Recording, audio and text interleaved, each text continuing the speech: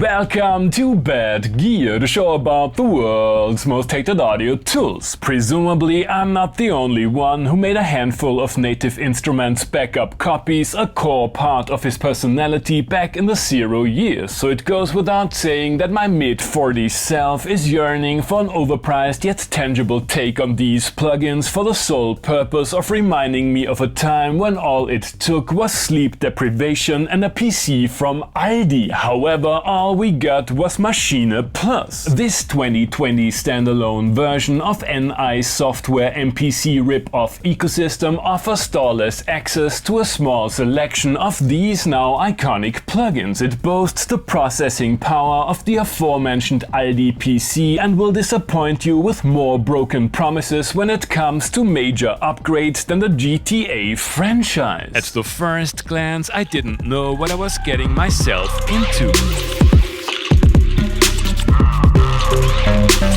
While standalone use of Maschine Plus is ticking all the boxes, most computer integration features, including initial setup, require the, no pun intended, machine to be registered to your native account. I borrowed this ultraviolet beauty from Tom of Synth Anatomy, thank you so much. So until NI establishes a less bureaucratic method of license transfer, no hybrid workflow for me. What is more, a few days after I got hold of it, a series of upgrades was announced which promised not only essential bug fixes but also Maschine 3 compatibility with much anticipated Kontakt 8 support, stem separation and bounce to audio. This announcement brought the production of this episode to a screeching halt, but as none of the improvements scheduled for Q1 2025 have materialized yet, I thought I'd give it a shot. In contrast to the seamless integration of third-party plugins in normal Maschine, the Plus version is limited to digital antiques like Massive, FM8, Kontakt, and Reactor, acting both as a traumatizingly powerful modular environment and platform for synths like Monarch and Prism. I like the dedicated Maschine library,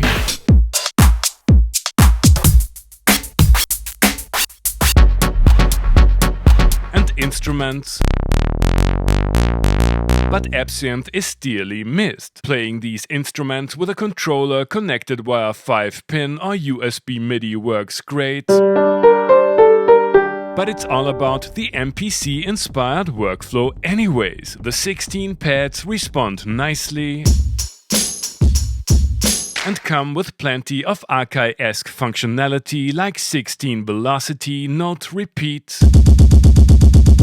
and keyboard mode. There's a chord mode, and the step sequencer is not too intimidating. You can sweeten your finger drumming swag with a ribbon controller for pitch and mod wheel duties, FX tweaks and glissandi. To my surprise, the two color displays are not touch sensitive, so the main push encoder doubling as cursor keys is going to see a lot of action, but the 8 encoders have a nice feel to them.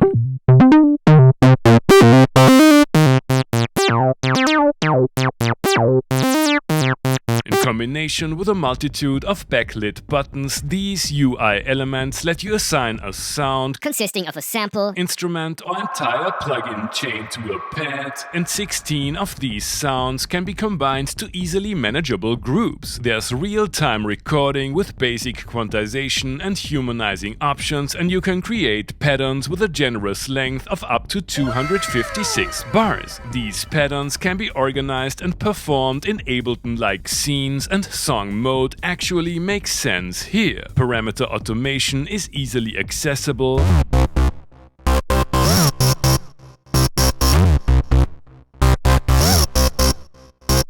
but I've yet to find a convenient way to do Electron-style parameter locks. The sampling workflow is smooth, Autosampling fortunately has become a standard. There's sample slicing,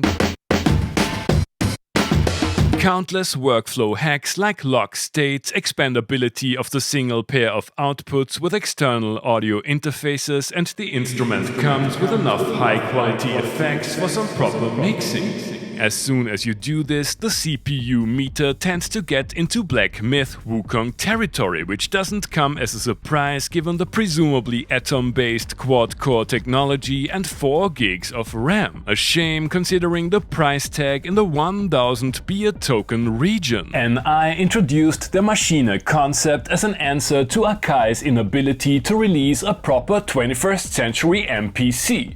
Can Maschine Plus still keep up, or has the competition become too strong?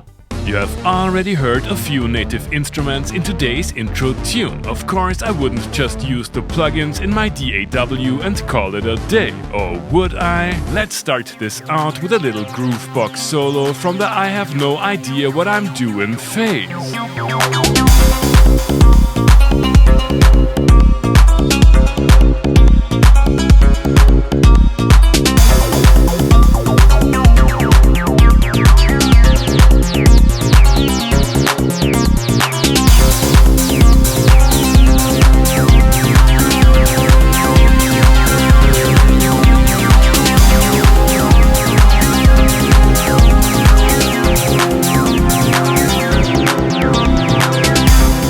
No surprises here. While I'm not super crazy about the MPC-like workflow, it is easy to make it work even without consulting the manual. The classic NI patches are nice, but I wouldn't consider the interface ideal for actual sound design. Time to dig a little deeper, add external gear and listen to some filtered tweaks of that other big onboard synth.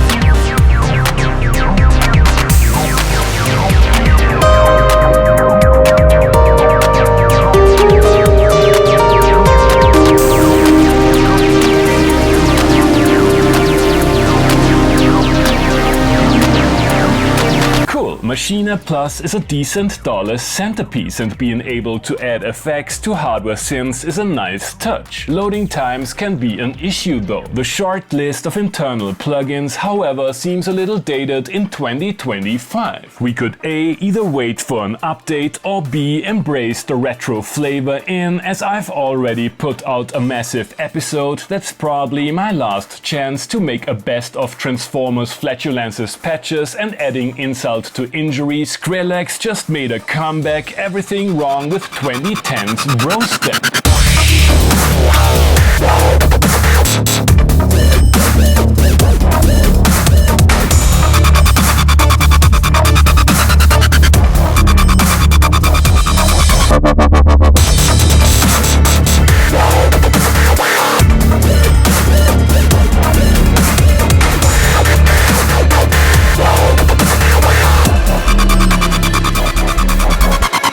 Verdict: in its current state, Maschine Plus is showing its age, not only because of the much discussed lack of upgrades and fierce competition, but also because of the under-specced hardware. Yes, there are simpler Groovebox CPUs doing a great job in 2025, but the DAW-inspired and plug-in chain-based concept puts quite a strain on the little internal computer. What is more, it is still unclear how well Kontakt 8 and stem separation integration will perform on this hardware, and a decent laptop running conventional Maschine software still has an edge over the standalone version in almost every way. Apart from these online rage-fueling details, I appreciate the fact that vintage plugins like Massive finally found a haven safe from operating system changes or product abandonment. Native instruments, pretty please, can we have all that retro goodness in a big fat control-like keyboard? Thanks for watching and see you next time!